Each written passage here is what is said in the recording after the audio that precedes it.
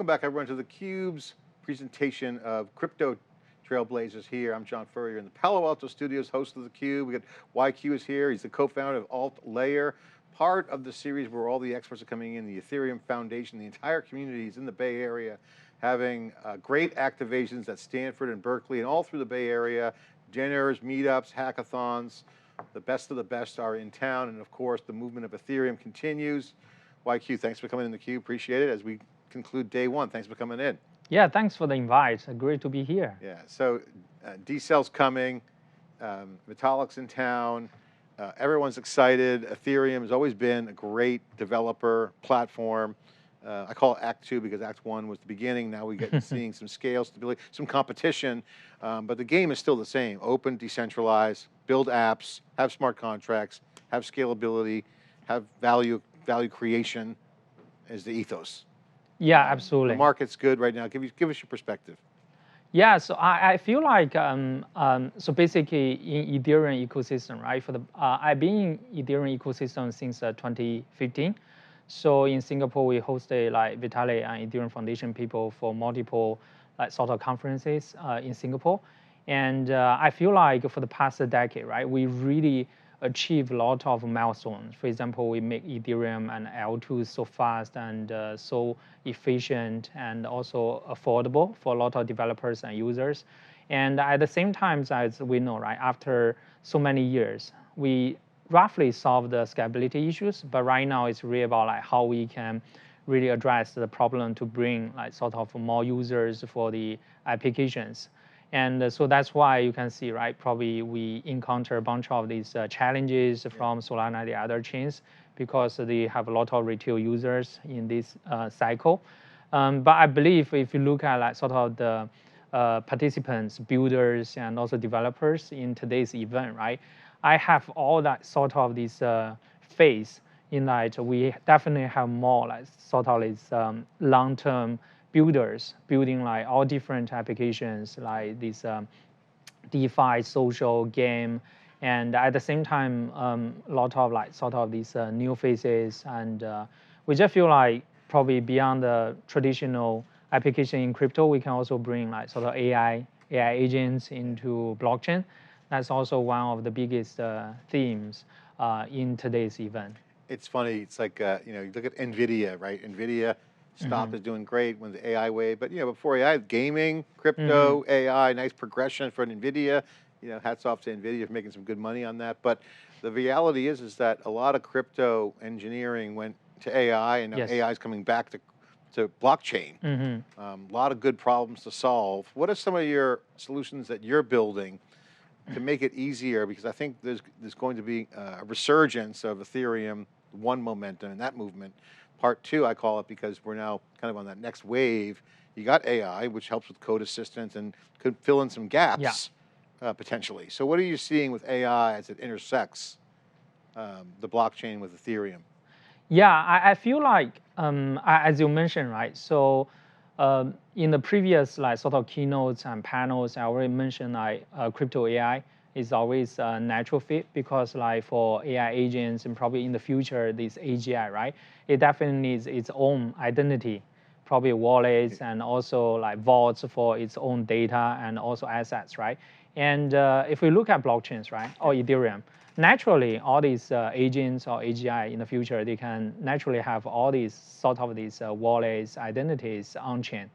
And at the same time, as you mentioned, right, we are also actively building a bunch of this infrastructure for the agents on chain. So one of the things we build called Autonome is basically a verifiable agent hosting platform. It's a no-code platform. So basically any developers or user can just quickly launch an agent sort of on this platform. And we already have a lot of these agent frameworks. For example, we collaborate Coinbase, building this crypto AI agent framework on top of it. But at the same time, as you mentioned, right, we also need to address some sort of pain points which like sort of the Web2 AI couldn't address. For example, this verifiability. Like there's some like very popular crypto AI agents in the market, like sort of like one of them is called AIXBT.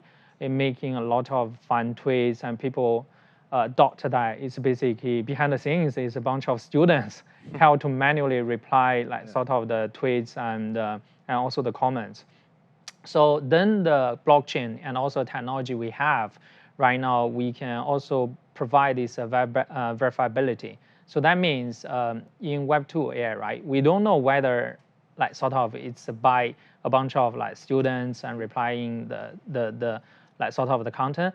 But in crypto, we can use like sort of this confidential compute, also this kind of AVS and ZK technology to make sure like sort of this supply chain is verifiable from this kind of training, inference, and also the AI agents to reply to like the users or clients. So that's something I believe like either with us or with all the latest blockchain technologies, right? We can uniquely provide for this AI space. Yeah, I mean, I just love the idea of any acceleration is great. Certainly in a market where decentralization is becoming the norm, people seeing open source, certainly on the AI side, become a bit very important. It's already been important for your community. Talk about your company, AltLayer. What does it do? Give a quick overview of what you guys do. Yeah, since 2021, we started AltLayer. And the biggest vision we have is to really accelerate the scaling of crypto. So since day one, we are providing this so-called rollup as a service, and basically help all different applications and also projects to scale their infrastructure. So basically, it's really like similar to AWS or Google Cloud. But in crypto, if you want to quickly launch a chain, you can just use our platform, click a bunch of buttons, and then we can quickly launch a rollup for the projects. And we already have over 40 paid clients and launch like sort of these infrastructures for them to scale. And beyond that, you know, right, the crypto space is moving so fast. And with our close partners like EigenLayer, we gradually provide another line of business called AVS as service. It's sort of like for rollup as service, you can treat it as we're providing this on-chain execution as service. And then how about off-chain? And then the AVS as service, basically we can handle all different services off-chain and just wrap up everything into a no-code platform. And beyond that is also the third sort of business line, as I mentioned to you just now, right? It's verifiable agents as a service. So via this no-code platform, you can just quickly click and then you can launch like a verifiable agent. And we basically finish all the heavy lifting. So everything is transparent to the developers and the users. So you provision infrastructure for crypto. That's essentially like AWS. Yes. Stand it up. What's the scope? You have 40 customers. What's the scope of the execution? How big are the chains? What are some of the use cases? Can you give some examples? Yeah, so far we help all our partners and clients process, I think, over 600 million transactions. And as I just mentioned, right, it's all different like sort of companies. Some of them like running the centralized exchanges like this HashKey chain. They are the first licensed like sort of centralized exchange in Asia. And beyond that, there's another company called Swell. They are providing this restaking service via this EigenLayer and also some other providers. And beyond that, we are also working with like one of the biggest blockchain gaming company, as I mentioned to you, right? The DJT. We are launching this Sangochi rollup for them to host these Sangochi games. And beyond that, we are also working with games are hot right now. I mean, yes, games are great because you got players, you got audience. They want measurement. Yeah, the cool part that we remove the gas. Yeah. So it's a blockchain, but at the same time there's no gas. Yeah. So literally you play like a Web2 player, but at the same time, like underlying is blockchain. So it's attainable. Yes. So someone can actually do it, not worry about gas or other overhead. Yeah. So it's performance is good too. Super good. I mean, it's based on the stacks. For example, we work closely with our partners like OP and Arbitrum and also some other ZK providers. We make this throughput can easily process a few thousand transactions per second. And beyond that, with our internal like a bunch of these experts, right, improving like sort of this underlying infrastructure, we also reduce the cost to a very affordable price. So that's something as you mentioned, right? So I just feel like nowadays blockchain is no longer like sort of so no longer as difficult as like 10 years ago to launch. And right now with our service, like we can just help them, just as I mentioned, right, click and deploy. Got it. Final question for you. What's the big stories coming out of the Bay Area visit? And where are you based out of? Singapore. Sure, in Singapore. So there's a contingent from Singapore. Welcome to the Bay Area. What's it like? I mean, give me some stories, observations, hallway conversations, presentations. What's your observation? Share a couple stories with us. I really love Bay Area or San Francisco. At least like 10 years ago, the first time when I came to San Jose for my first computer security conference. It's called Security and Privacy. We typically call it like Oakland because originally it was held in Oakland, but later moved to San Jose. It was so good. I mean, I love the culture, the environment, especially the people here. There's so many talents here. Super geeks are here. Super geeks. Love it. They love it. A lot of ideas. People love to exchange ideas. What's the coolest idea you heard?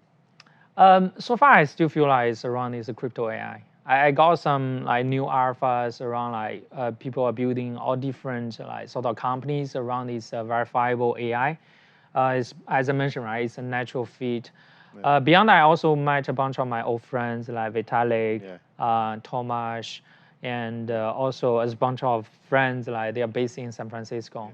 I really love the people here, to be honest. I mean, all the new ideas from energy Stanford. Is great. People are energy cool. Great, yeah. So like Amazon Web Services in the early days, because I remember that generation because I was using it before they had custom domains and EC2 strings were like this long. And then you could put URLs in there. That was how early it was. And I'll never forget how cool it was to just not have to buy a box and post it in a shared rack with the top open so it would cool down and the noise. And I got neighbors, I'm sharing a switch. So what happened with Amazon, it attracted a lot of startups. Names no one's ever heard of, like Airbnb, Dropbox. I just saw Drew Houston at the Human X in Vegas, and he's aged a bit. Obviously, that generation's gotten older. But now the new generation is coming in. So the next startup that no one's ever heard of will be a big name. And they're usually no one knows. And they're usually crazy ideas, like Airbnb was the craziest idea ever, the original idea, everyone knows that story. What are some of the things you're seeing? Because you're probably gonna see those startups.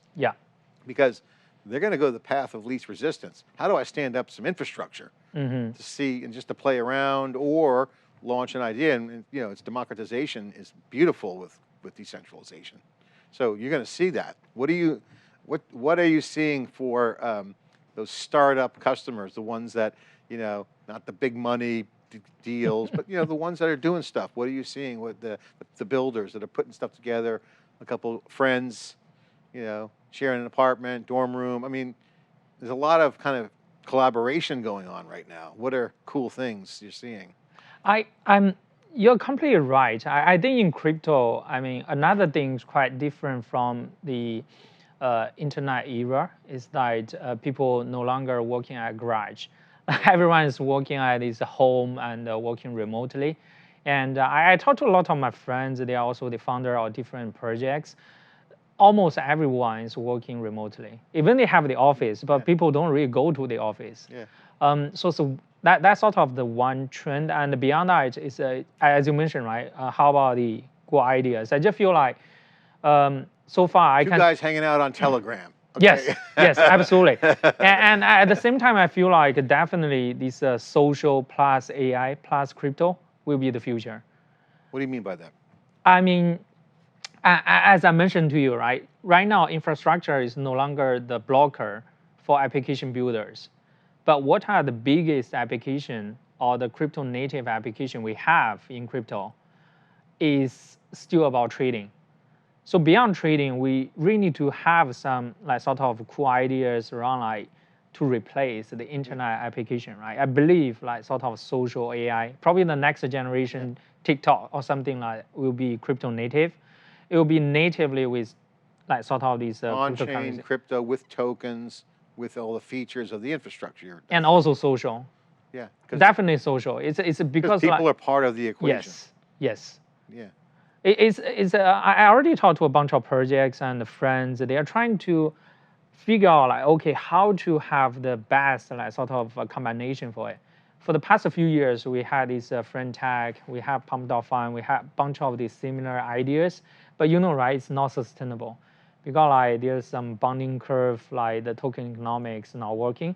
But I just feel like after multiple social experiments, definitely for the next few iterations of these kind of social AI and DeFi ideas will just come out, as you mentioned, can be the next big sort of probably Google, Facebook, something like that.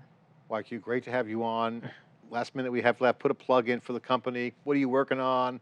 What's the cool things? What are you most excited about?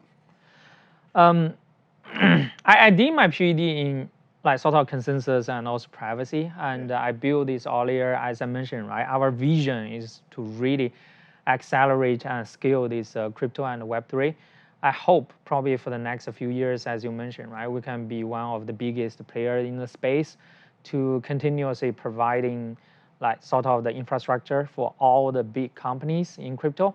And at the same time, probably as you mentioned, right, we can probably incubate or collaborate with a bunch of cool application company together to make it into the next billion or tons of billion level companies.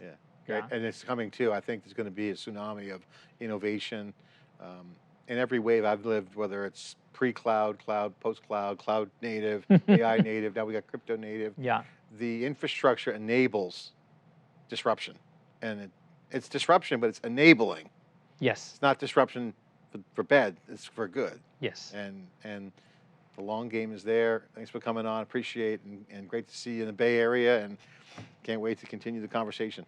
Yeah, thanks, John. Yeah, great to talk to it. YQ is in the house here. Again, it's Crypto Trailblazers. The Ethereum Foundation is in the Bay Area, activating Stanford, Berkeley, the two biggest real institutions where the academic and the brains are. Smart people are getting together. It's an open community.